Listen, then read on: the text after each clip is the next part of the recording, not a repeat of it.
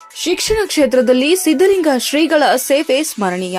ರಾವೂರನಂತಹ ಗ್ರಾಮೀಣ ಗಣಿಗಾರಿಕೆಯ ಪ್ರದೇಶದಲ್ಲಿ ಶಿಕ್ಷಣ ಕ್ರಾಂತಿಯನ್ನ ಮಾಡುವ ಮೂಲಕ ನೂರಾರು ಮಕ್ಕಳ ಬಾಳನ್ನ ಬೆಳಗಿದ ಪೂಜ್ಯ ಸಿದ್ದಲಿಂಗ ಮಹಾಸ್ವಾಮಿಗಳ ಶೈಕ್ಷಣಿಕ ಸೇವೆ ಸದಾ ಸ್ಮರಣೀಯ ಎಂದು ಪೂಜ್ಯ ಸಿದ್ದಲಿಂಗ ಮಹಾಸ್ವಾಮಿಗಳು ಹೇಳಿದರು. ಅವರು ರಾವೂರ ಗ್ರಾಮದಲ್ಲಿ ಶ್ರೀ ಸಿದ್ದಲಿಂಗೇಶ್ವರ ಸಂಸ್ಥಾನ ಮಠದ ಸಿದ್ದಲಿಂಗ ಮಹಾಸ್ವಾಮಿಗಳ 5ನೇ ಪುಣ್ಯಸ್ಮರಣೆ ಹಾಗೂ ಎನ್ಜಿಎನ್ ಫೌಂಡೇಶನ್ ಸಹಯೋಗದಲ್ಲಿ ಹಮ್ಮಿಕೊಂಡಿದ್ದ ಉಚಿತ ಆರೋಗ್ಯ ತಪಾಸಣೆ ಹಾಗೂ ರಕ್ತದಾನ ಶಿಬಿರದ ಕಾರ್ಯಕ್ರಮವನ್ನು ಉದ್ದೇಶಿಸಿ ಮಾತನಾಡಿದರು.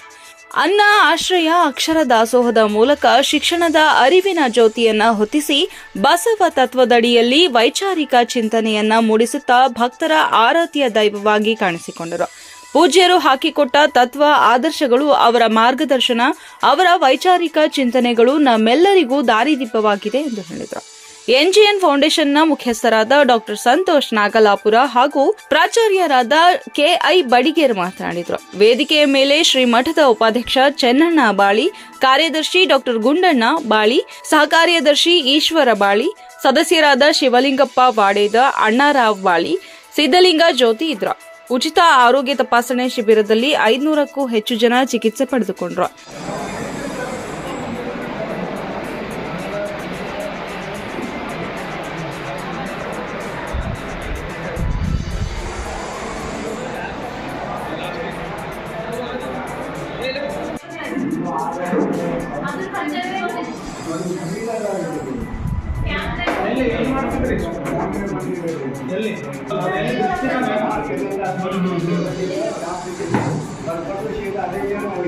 ಈಗ ಚಶ್ಮಾ ಬದಲಾಯಿಸಬೇಕಿಲ್ಲ.